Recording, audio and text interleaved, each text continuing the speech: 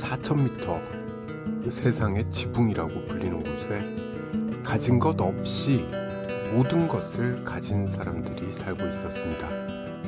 가난하지만 누구보다 행복하고 고립되었지만 누구보다 함께인 사람들.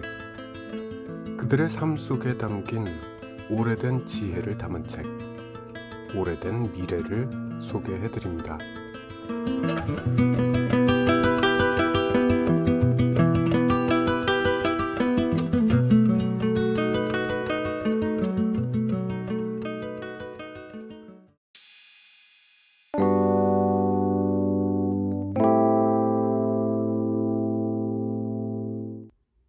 안녕하세요. 반갑습니다. 요길입니다.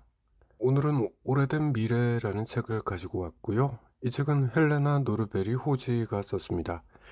현대화와 세계화가 전통 사회에 미치는 영향을 비판적으로 조명하는 내용을 담았습니다. 1991년에 처음 출간됐고요. 한국어 번역본도 많이들 읽으셨죠? 지금도 교육, 환경, 생태 분야에서 중요한 참고서로 여겨지고 있습니다. 좀 구체적으로 이야기해 보자면 이 책은 저자가 인도 히말라야 지역에 있는 라다크라는 고산 지방에 머물면서 경험한 내용을 바탕으로 씌워졌습니다. 저자는 1975년에 처음으로 라다크에 도착했고요. 이후에 저자는 라다크에서 16년 이상을 보냈다고 언급하고 있습니다. 근데 16년 내내 라다크에 살았던 건 아니고요. 1년의 절반은 라다크에 머물고 나머지 절반은 자기 집이 있는 스웨덴에서 지내거나 혹은 미국이나 유럽 각국에서 강연과 세미나에 참여하면서 보내는 시기였다고 합니다. 이렇게 저자가 라다크를 관찰하기 시작한 시점부터, 그러니까 1970년대 중반부터 라다크 지역은 외부 세계에 개방되기 시작했고요. 저자는 이곳의 전통 문화가 서구식 현대화 과정을 거침에 따라서 빠르게 변해가는 과정을 직접 목격하게 됐던 거죠. 저자는 라다크 사회가 외부 세계와 접촉하면서 생긴 문제들을 구체적으로 소개하고 있습니다. 예를 들어서 전에 없던 실업, 경쟁, 스트레스, 환경오염이 나타나기 시작했고요. 자존감이 높았던 여성들이 외부 미디어의 영향으로 인해서 자기 비하를 하는 모습을 보게 됩니다. 공동체 중심의 자급자족 생활이 무너지게 되고 물질주의와 소비 중심 가치가 확산되는 모습을 보게 되고요. 이런 새롭게 나타나는 현상들을 책에서 있는 그대로 소개하고 있습니다. 전통적인 라다크는 협력, 상호 의존, 생태적 균형을 바탕으로 한 삶을 유지하고 있었습니다. 현대화 이전에는 마을 공동체가 함께 일하고 나누는 삶을 살았고요. 자연과 조화롭게 살아가는 방식을 갖고 있었고, 물질적으로는 풍요롭지 않았지만 정신적으로는 매우 안정적이었습니다. 책 제목인 오래된 미래는 과거의 전통적 삶의 방식이야말로 지속 가능한 미래를 만드는 열쇠일 수 있다는 메시지를 담고 있습니다. 다시 말해서 무조건적인 발전이나 성장보다는 작지만 지역에 뿌리 내린 삶의 방식이 더 바람직하다. 이런 주장을 이 책은 하고 있습니다. 이 책은 환경주의, 생태주의, 그리고 대안적인 삶을 고민하는 사람들에게 큰 영향을 미쳤고요. 1990년대 이후에 지속 가능한 발전, 생태적 전환, 지역화 운동에 큰 이론적인 자극을 주었습니다. 그리고 한국에서는 특히 대안교육이나 생태마을 운동을 하시는 분들 사이에서 지금도 자주 인용되고 있다고 합니다. 오래된 미래는 지금도 여전히 유효한 질문을 던지고 있죠. 우리는 무엇을 위해 발전하고 있는가? 진짜 행복한 삶이란 어떤 모습인가?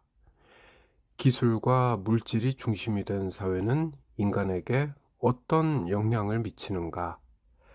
작고 자립적인 공동체는 가능하고 바람직한가? 네, 이런 숙제를 우리에게 여전히 안겨주고 있습니다. 이 중에서 오늘은 행복에 대해서, 그러니까 진짜 행복한 삶이란 어떤 모습인가에 대해서 좀 더 이야기해 보겠습니다.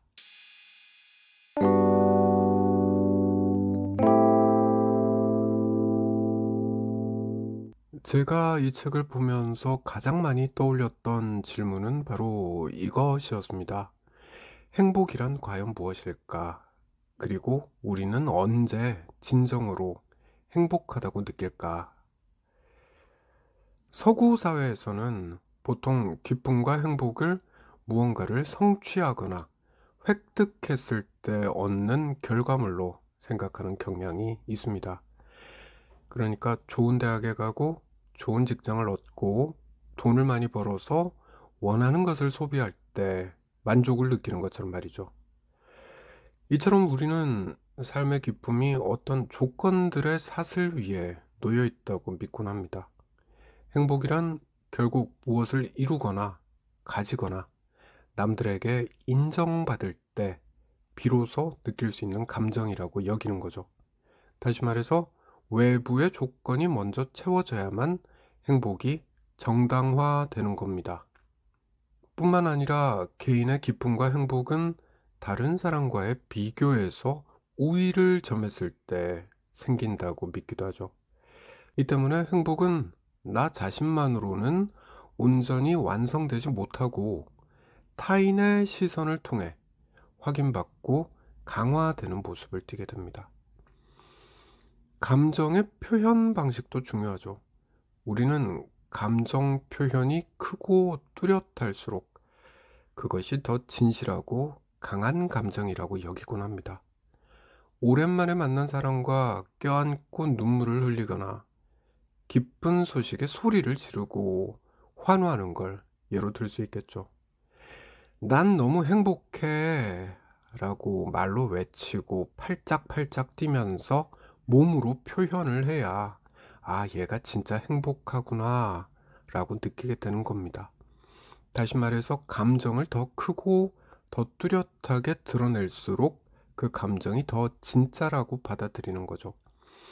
그래서인지 평온하고 담백한 태도를 보이면 이건 기쁘지 않은 것으로, 그러니까 행복하지 않은 것으로, 또는 그 사람의 감정이 메마른 것으로 오해하기도 하죠.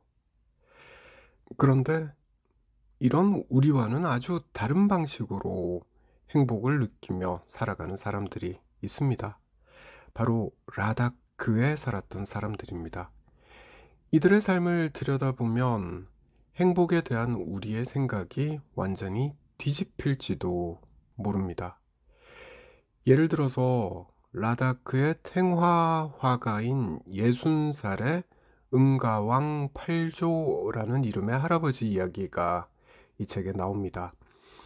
할아버지가 라다크 전통 복장을 하고선 낯선 외지인 카슈미르 스리나가르에 나섰을 때였습니다. 거리의 사람들은 바보 같은 모자를 썼네, 미개해 보여 라면서 할아버지를 조롱했습니다. 하지만 할아버지는 전혀 신경 쓰지 않고 오히려 미소와 겸손함을 유지하면서 자신의 여행을 즐겼습니다. 조롱과 모욕 앞에서도 내면의 기쁨을 잃지 않는 할아버지의 모습은 우리에게 많은 것을 생각하게 하죠. 이런 태도는 또 다른 상황에서도 나타났습니다. 먼지가 자욱한 트럭 안에서 한 라다크 중년 남성이 도시에서 온 학생들에게 마치 하인 같은 취급을 당하고 있는 장면도 이 책에 등장합니다. 학생들은 그의 자리를 밀치고 물을 떠오게 하고 불을 피워서 차를 끓이라면서 무례하게 굴었죠. 보통 이런 상황이라면 자존심이 상하죠. 그래서 격렬하게 반응할 법도 한데 이 남성은 조금도 위축되지 않았습니다. 오히려 자기 존중감과 품위를 지킨 채 태연하고 자연스럽게 그들의 요구를 들어주죠. 주변에 있던 다른 라다크 사람들 역시 화를 내기는커녕 그저 재밌는 구경거리처럼 여길 뿐이었습니다. 이들은 자기를 증명해야 한다라는 강박이 없기에 타인의 무례함에 흔들리지 않는 깊은 자존감을 보여준 것으로 해석할 수 있을 것 같습니다. 관계에 대한 생각도 우리와는 사뭇 다르다는 거 책을 보면 알 수 있는데요. 책의 저자가 6개월 만에 라다크로 돌아와서 친구들을 만났을 때 일입니다. 저자는 선물까지 준비했습니다. 그리고 설레는 마음으로 친구들을 만났습니다. 근데 예상과는 다르게 그들의 반응은 무심할 정도로 담담했습니다. 저자는 처음엔 서운함을 느꼈다고 말해요. 근데 곧 깨닫게 되죠. 그들의 무심함이 관계의 단절이나 무관심이 아니라 본질적인 신뢰와 지속성에 기반한 평온함의 표현이라는 것을 말이죠. 라다크 사람들의 이런 태도는 가족 관계에서도 마찬가지로 나타납니다. 1년 만에 집에 돌아온 아들을 맞이하는 어머니의 반응 역시도 놀랄 만큼 담담했다고 하는데요. 처음에는 냉담하게 느껴졌던 그 모습이 사실은 과도한 애착이나 소유욕이 없는 건강한 애정의 표현이었던 거죠. 라다크 사람들에게 사랑과 우정은 의존이나 소유가 아니라 조용하지만 끊어지지 않는 깊은 유대 그 자체였던 거죠. 이런 사례들이 의미하는 바는 명확합니다. 라다크 사람들은 자신의 감정을 외부 상황에 쉽게 휘둘리도록 내버려 두지 않는다는 겁니다. 분노나 집착, 심지어 반가움 같은 감정조차도 과장하거나 강요하지 않고 스스로 다스릴 줄 아는 거죠. 이것은 감정을 억지로 참거나 부정하는 게 아니라 감정을 있는 그대로 인정하면서도 그것에 지배당하지 않는 아주 높은 수준의 의식 상태를 보여주는 거라고 해석할 수 있을 것 같습니다. 또한 이들은 자기 존재 가치를 외부의 인정이나 평가로 판단하지 않습니다. 내가 얼마나 대접받는가, 그것보다는 내가 지금 어떤 태도로 살아가고 있는가에 집중하는 거죠. 자존심을 지키기 위해 싸우는 대신에 자연스럽게 배어나는 품위, 그 자체로 자신의 존엄을 실현하고 있는 거라고 말할 수 있겠죠. 관계를 맺는 방식도 마찬가지인 것 같습니다. 이들은 타인을 소유하려고 하거나 과도한 기대를 하지 않기 때문에 오히려 느슨하면서도 깊은 유대를 유지할 수 있는 것 같습니다. 혼자서도 안정적이고 관계 안에서도 불안하지 않은 거죠. 이들에게 삶의 기쁨이란 어떤 조건이 갖춰져야만 생기는 특별한 감정이 아니라 조롱받고 무시당하고 때로는 무심해 보이는 관계 속에 있을지라도 그 모든 순간에 깃들 수 있는 삶을 받아들이는 방식 그 자체라고 말할 수 있겠습니다. 자, 그렇다면 그들에겐 대체 어떻게 이런 삶의 태도가 가능했던 걸까? 네, 이 질문이 생기는데요. 단순히 그들의 성격이 좋아서만은 아닐 겁니다. 여기에는 몇 가지 중요한 사회적인 그리고 문화적인 배경이 있는 것 같습니다. 첫째는 서로 돕고 의지하는 공동체 중심의 사회 구조였다라는 게 결정적인 것 같아요. 결혼, 농사, 장래 같은 삶의 중요한 순간마다 마을 전체가 함께합니다. 이런 문화 속에서 이들은 외부의 인정 없이도 공동체 안에서 자신의 자리를 확인할 수 있었던 거죠. 감정을 과장해서 표현하지 않아도 관계는 늘 그 자리에 있다라는 깊은 신뢰가 내면의 평정을 가능하게 했던 것 같습니다. 둘째는 험준한 자연과 연결된 삶의 리듬이라고 생각하는데요. 계절의 흐름과 해와 달의 움직임에 맞춰서 살아가는 이들에게는 조급함이나 성취지향적인 사고방식보다는 모든 것을 수용하고 순응하는 태도가 자연스럽게 몸에 배어 있는 것 같습니다.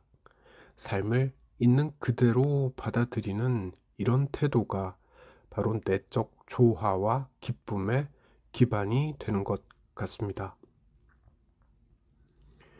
셋째는 티베트 불교의 세계관입니다. 모든 것은 변하고 나라는 존재는 홀로 존재하지 않으며 모든 것은 서로 연결되어 있다라는 불교 사상. 이건 자연스럽게 집착을 내려놓게 하고 감정에 흔들리지 않는 태도를 길러줍니다. 존재의 평온함과 소유하지 않는 관계는 바로 이 불교 철학의 산물이라고 할 수 있겠습니다. 마지막으로 이들의 자급자족적인 단순한 생활 방식을 들 수 있겠습니다. 복잡한 욕망을 쫓기보다는 지금 가진 것에 만족하는 태도가 이들에겐 내면화되어 있는 거죠. 이처럼 물질적인 것에 얽매이지 않으니 굳이 남과 비교하면서 더 많이 가지기 위해서 경쟁할 필요성 자체를 이들은 느끼지 못하는 거죠. 서구 사회처럼 경쟁에서의 승리로 자신의 가치를 증명하는 게 아니라 자기 존재 자체를 긍정하면서 스스로를 존중하는 삶이 자연스럽게 가능해지는 것입니다. 책을 읽으면서 라다크 사람들의 삶이 참 부럽다는 생각을 많이 했습니다. 물론 복잡한 자본주의 사회를 살아가는 우리가 라다크 사람들처럼 똑같이 살 수는 없을 겁니다. 하지만 그렇기에 오히려 우리는 그들의 삶에서 우리가 잃어버린 어떤 본질을 배울 수 있지 않을까 싶습니다. 이는 현실을 부정하고 이상향을 따라하자는 것이 아니라 우리 삶의 방식에서 잃어버렸던 균형과 성찰을 되찾아보자는 제안에 가까운 것 같습니다. 우리가 그들의 삶에서 배울 수 있는 첫 번째 교훈은 감정에 끌려가지 않는 자율성이겠구나 싶어요. 우리는 사소한 감정에도 쉽게 휘둘리고 즉각적으로 반응하죠. 또 그 감정을 누군가에게 설명하고 증명하려고 애쓰곤 하죠. 하지만 감정은 그저 내 안에 잠시 머물다가 흘러가는 것임을 기억하는 연습을 할 필요가 있겠구나 싶더라고요. 두 번째는 소유하지 않는 관계를 배우는 것입니다. 우리는 관계 속에서 끊임없이 무언가를 기대하고 그 기대가 채워지지 않으면 쉽게 실망하고 상처받습니다. 하지만 라다크 사람들의 삶의 태도를 통해서 관계를 증명하려 애쓰지 않고 관계를 소유하지 않으면서도 깊이 믿어주는 법을 배울 수 있는 것 같습니다. 세 번째는 자기 자신을 증명하려 애쓰지 않는 태도입니다. 우리는 끊임없이 남과 비교하면서 인정받기 위해 노력하죠. 그렇다 보니 늘 불안합니다. 하지만 라다크 사람들의 삶의 태도를 보면서 내가 누구인지는 남이 아니라 오직 나만이 결정할 수 있다는 단단한 마음가짐을 배울 수 있겠구나 싶었습니다. 네 번째는 삶을 조건 없이 받아들이는 여유입니다. 이것이 해결되어야 행복하고 저것이 없으면 불행하다라는 조건부적인 생각에서 벗어나서 지금 내게 주어진 것들 속에서 기쁨을 발견하는 연습을 시작할 수 있지 않을까 싶습니다. 라다크의 삶은 우리가 따라해야 할 모방의 대상이 아니라 우리 자신을 비춰보는 반성의 거울인 것 같아요. 그들의 삶을 통해서 우리는 스스로에게 묻게 됩니다. 왜 나의 기쁨은 이토록 짧고 불안할까? 왜 내 감정은 늘 누군가에게 휘둘리는 걸까? 왜 사랑은 집착이 되고 관계는 피로함의 원천이 될까? 네, 바로 그 질문에서 출발해서 우리의 삭막한 도시의 삶의 조용한 균형과 여유를 되찾는 것. 그것이야말로 이 책이 우리에게 바라는 가장 현실적인 변화일 것입니다. 오늘은 여기까지 하겠습니다. 고맙습니다.